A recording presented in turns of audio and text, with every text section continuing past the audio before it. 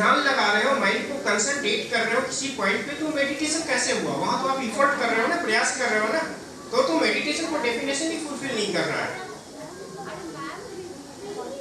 कुछ नहीं करना, बिल्कुल मन को खाली छोड़ देना, उस स्थिति को मेडिटेशन बोलते हैं।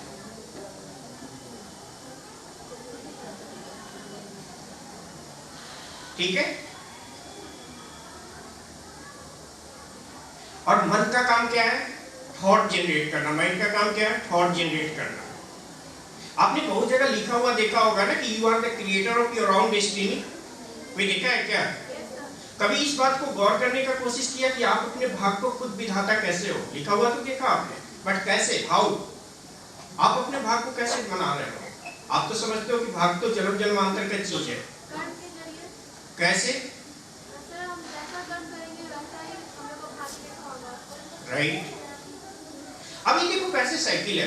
आपका माइंड में थॉट जनरेट होता है, विचार जो है ना वो माइंड जनरेट करती है, पता है ना?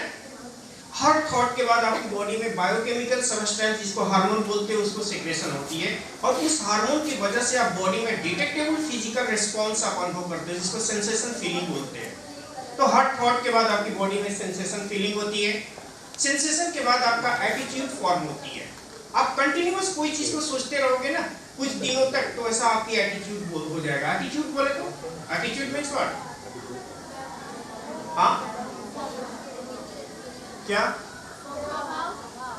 Right. Attitude means tendency of mind, मनोवृत्ति जिसको बोलते हो, मन की जो अवस्था होती है उसको एटीट्यूड बोलते हो।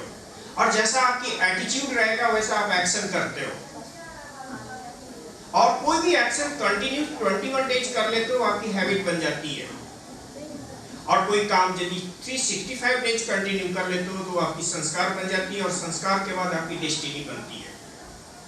तो आप जो लिखा हुआ देखो ना, you are the creator of your own destiny, ये देखो फ्लो चार्ट बताएगा कि माइंड का काम थॉट जनरेट करना, थॉट के बाद आपकी फीलिंग होती है, फीलिंग के बाद एटीट्यूड, एटीट्यूड के बाद आप एक्शन करते हो, एक्शन के बाद हैबिट बनती है, हैबिट के बाद संस्कार बनती है, संस्कार के बाद आपकी डेस्टिनी बनती है। तो डेस्टिनी कोई जन्म जन्मांतर का चीज नहीं होती है। Every moment you are creating your own destiny, क्योंकि हर क्षण आपके मन में थॉट जनरेट होती है, और आपकी थॉट के साथ आपकी भाग्य सीधा जुड़ा हुआ है। So become aware of your thought. अपनी सोच के प्रति थोड़ा सजग रहना।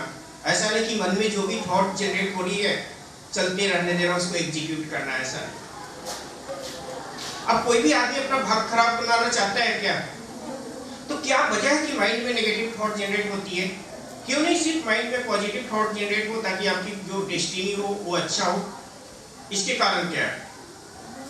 सर एनवायरनमेंट के कारण नेगेटिव थॉट जनरेट होता है। Right. Anyone else? Sir books के जरिए भी हम जितना अच्छा बुक पढ़ेंगे उतना अच्छा हम लोग विचार होगा। सर भोजन के द्वारा भी जिस तरह का भोजन करेंगे उस तरह का हमारा देखो आपके माइंड में 5 चीजों के प्रभाव पड़ता है। There are 5 factors which affect your mind, जिसके आधार पे आपकी थॉट पॉजिटिव या नेगेटिव होती है। पहला जो फैक्टर्स है प्लेस है, जगह। पता है हर जगह का अलग अलग एनर्जी लेवल होती है। उस जगह पे जाते ही आपकी माइंड में वैसा थॉट आने लगता है। जब आप मंदिर में जाते हो उस समय देखना माइंड में किस टाइप की थॉट आ रही है। जब कोई और गलत जगह जाते हो वहां पे ऑब्जर्व करना किस टाइप की थॉट आ रही है। इवन 2 BHK के फ्लैट में रहते होगे ना, हर रूम में अलग अलग आपकी माइंड की स्थिति रहती होगी। जिस रूम में चैंटिंग होती है, पूजा पाठ होती है, वहां पे माइंड की स्थिति देखना क्या रहेगा। ड्राइंग रूम में जहाँ पे डिफरेंट टाइप के लोग आते जाते रहते हैं, वहां पे ऑब्जर्व करना किस टाइप की रहेगा। हाँ, लेकिन ऑब्जर्व करने के लिए एक कंडीशन है, आपकी माइंड को हॉलो एंड एम्प्टी रखना होगा, खाली रहना होगा। एक शांत तालाब में कंकड़ का छोटा टुकड़ा भी डालते हो तो उसका वाइब्रेशन फील होता है, लेकिन बहती नदी में पत्थर का बड़ा टुकड़ा भी डालोगे कोई वाइब्रेशन नहीं होता। तो अगर आपकी माइंड में बहुत ज्यादा चीज चल रही है ना, हर जगह जाओगे एक ही जैसा लगेगा। लेकिन अगर आपकी माइंड हॉलो एंड एम्प्टी हो, खाली हो, तो हर जगह जाओगे अलग अलग अनुभव। दूसरा फैक्टर है टाइम का। आप देखोगे दिन के अलग अलग हिस्से में आपकी माइंड की स्थिति अलग अलग रहती है। सुबह में कुछ, दोपहर में कुछ, रात में कुछ। तो आप as a student constructive work करना है ना, तो सुबह 4 बजे से लेकर 10 बजे का जो टाइम होती है मॉर्निंग का, द बेस्ट टाइम होती है कंस्ट्रक्टिव वर्क के लिए। आप क्या करते हो? रात में ज्यादा पढ़ते हो, है ना? आप एक नदी में धारा के फेवर में तैरना, एक धारा के अगेंस्ट में तैरना, दोनों में अंतर होती है ना। धारा के फेवर में कम टाइम में ज्यादा डिस्टेंस आप तय कर लेते हो। तो रात में 4 घंटे पढ़ोगे और सुबह में 2 घंटे पढ़ोगे, दोनों में सेम आउटपुट है। और तीसरा फैक्टर से जो माइंड को अफेक्ट करती है वो फूड, खान पान। आपने सुना है ना, हिंदी में कहावत है, जैसा अन्न वैसा मन, we are what we eat. तो मैं तो बोलता हूँ कि बहुत ज्यादा नेगेटिव थॉट माइंड पे आए ना, माइंड में, तो सबसे पहला काम करना फूड को चेक करना। जो भी खान पान खाते हो 1 दिन 2 दिन के लिए उसको छोड़ दो। 1-2 दिन वेजिटेबल, सलाद, सूप, जूस, इस टाइप की आप फूड लो, देखोगे ऑटोमेटिक नेगेटिव थॉट गायब हो जाएगा। आप में से भी बहुत सारा फास्टिंग करते होंगे कभी कभी फेस्टिवल में, उस दरमियान माइंड को ऑब्जर्व करना, माइंड में नेगेटिव थॉट आती है कि पॉजिटिव थॉट। नेगेटिव थॉट कम आएगा उस तरह, है ना। और चौथा जो फैक्टर से जो माइंड को अफेक्ट करती है, सराउंडिंग पीपुल, आसपास के लोग। आसपास के लोग आपके माइंड को बहुत ज्यादा प्रभावित करते हैं, नहीं? कैसे? आसपास के लोग कैसे करते हैं?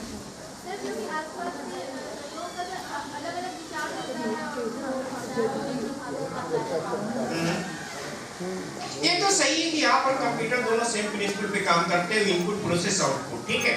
जैसा आप इनपुट लेते हो आपकी आउटपुट वैसा होती है, ये तो हर कोई जानता है। लेकिन एक दूसरी चीज मैं बता रहा हूँ, आसपास के लोग कैसे आपको अफेक्ट करते हैं। आप में से बहुत सारे लोग साइंस का स्टूडेंट होंगे, बायोलॉजी में पढ़ते होंगे, ब्रेन से 4 तरह की इलेक्ट्रोमैग्नेटिक वेव निकलते हैं, अल्फा, बीटा, डेल्टा और थीटा, पढ़ा है?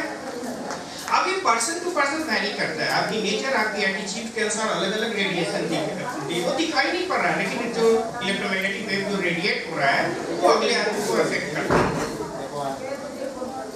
और यही कारण है कि आप जब देखते होगे कोई अच्छे आदमी के पास जाते होगे तो माइंड को सुकून मिलता है। कोई फ्रस्ट्रेट, डिप्रेस आदमी के पास या बीमार आदमी के पास जाते होगे, मन करता हो कितना जल्दी हो वहां से भागे।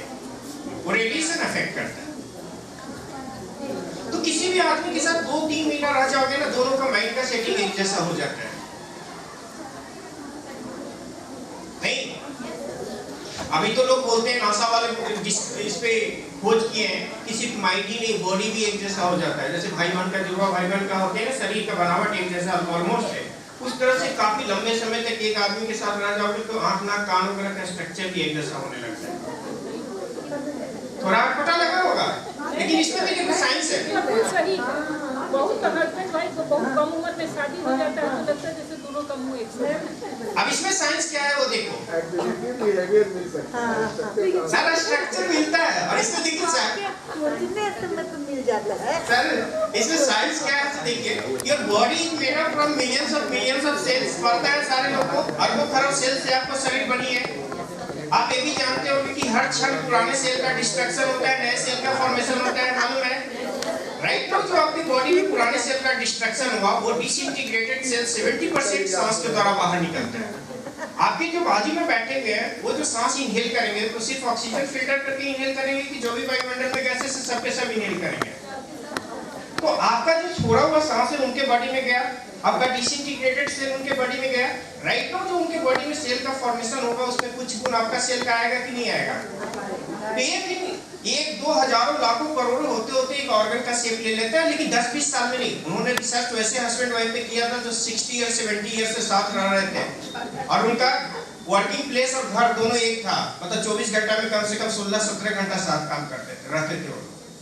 इसलिए इसमें डरने की बात नहीं है। लेकिन माइंड तो किसी आदमी के साथ 2-3 महीना रह जाओगे ना, एक जैसा माइंड का सेटिंग हो जाएगा। और 5वां जो फैक्टर्स है वो है पास्ट कर्मा।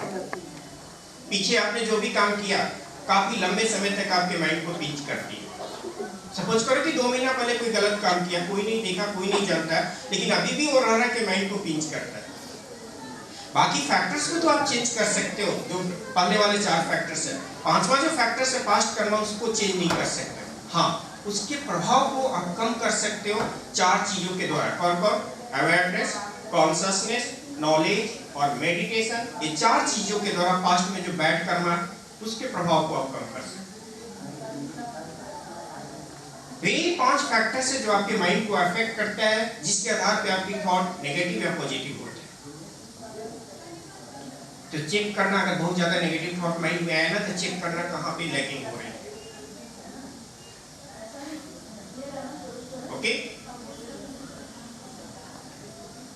ये जो थियोरेटिकल चीज समझ में थोड़ा कम आती है, ठीक है ना, माइंड क्या है, आप क्या हो, आपकी कैपेबिलिटी क्या है, ये सब जानने के लिए थोड़ा सा प्रोसेस करेंगे, एक्टिविटी करेंगे। अपने पास टाइम है?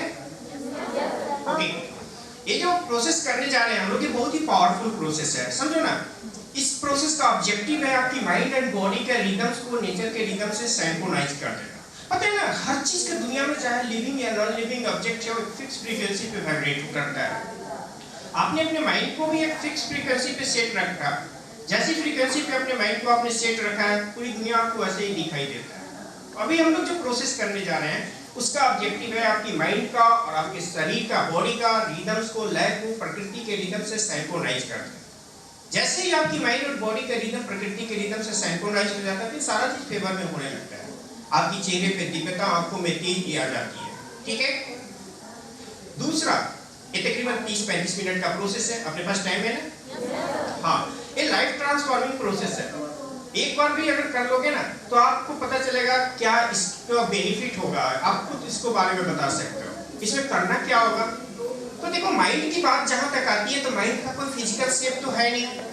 माइंड को कंट्रोल करना है, माइंड को ठीक करना है, तो उसका तो कोई फिजिकल शेप है नहीं। तो mind can be only controlled with the help of breath. Mind को सिर्फ और सिर्फ आप सांस के द्वारा कंट्रोल कर सकते हो। माइंड और सांस में वही रिलेशन है जो पतंग और धागे के बीच। जब पतंग को कंट्रोल करना रहता है, तो धागे को आगे पीछे करते हो ना।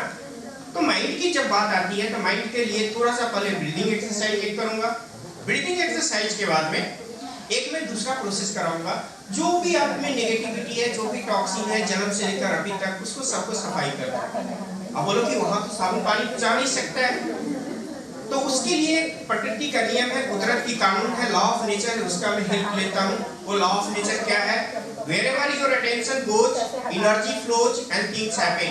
जहाँ कहीं भी आपकी ध्यान जाती है, आपकी पूरी ऊर्जा उस जगह पे फोकस हो जाती है और वस्तु स्थिति ऑटोमेटिक वही होने लगता है। यही लॉ ऑफ नेचर को मैं हेल्प लूंगा। जो भी आपको पता है ना, हर थॉट के बाद बॉडी में हार्मोन का सेक्रेशन होता है। डे टू डे एक्टिविटी में कितना नेगेटिव सोचते हो आप, जो नेगेटिव हार्मोन का जो सेक्रेशन हुआ, कुछ तो चलो बाहर निकल गया अस्ट्रोल यूनिट स्वेट के द्वारा, कुछ बॉडी में स्टोर रहता है। 7 पॉइंट्स होते हैं जहाँ पे स्टोर रहता है। उस 7 पॉइंट्स पे मैं आपको इंस्ट्रक्शन दूंगा, जैसे उसको फॉलो करना है। जैसे मैं बोलूंगा, take your attention to the top of the head, सर के चोटी पे ध्यान ले जाएं, breathe in breathe out and feel vibration at the top of the head. सांस लें, छोड़ें, सर के चोटी पे कंपन महसूस करें, वहां पे सफाई होने लगेगा। उसी तरह से 7 पॉइंट्स होते हैं, ठीक है।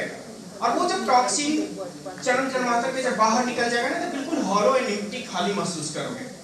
तो रेडी? मैं हिंदी इंग्लिश दोनों में इंस्ट्रक्शन दूंगा। एक में अगर मिस भी कर जाओगे, एक में ठीक है चलेगा, ठीक है ना। ये 30 मिनट जी लो। जिंदगी ना भी जियोगे ना, फिर अफसोस नहीं रहेगा।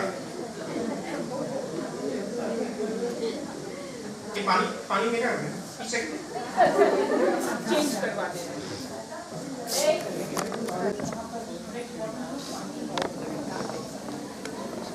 वो बोधक करता है, परेशान करता है, आप शेयर कर सकते हो।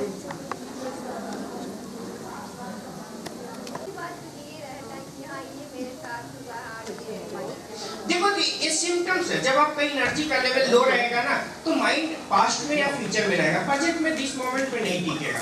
ये बताता है कि your energy level is low. तो एज योर एनर्जी लेवल, वो उधर सुन, ये तो माइक है।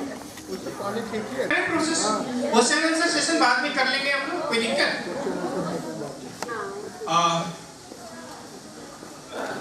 रेडी ना? जो चश्मा पहने हुए वो चश्मा, मैं हाँ, क्योंकि ये अपने आप को आप देखने जा रहे हो। बाहर की दुनिया को तो अभी तक देखते ही आ रहे हो। ये प्रोसेस के दौरान आप अपने आप को देखने जा रहे हो। अपने आप को अंदर के देखने के लिए चश्मा की क्या जरूरत है?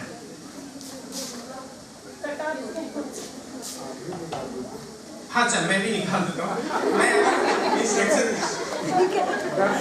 दर्शक के पास आदर्श रहना चाहिए। आप रहेंगे तो मैं अभी तो इंस्ट्रक्शन कंप्लीट कर लेता हूँ, उसके बाद हाँ, ये प्रोसेस में करना क्या होगा।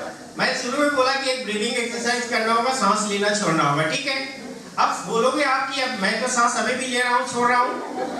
तो इस प्रोसेस में मैंने इंस्ट्रक्शन के अनुसार सांस ले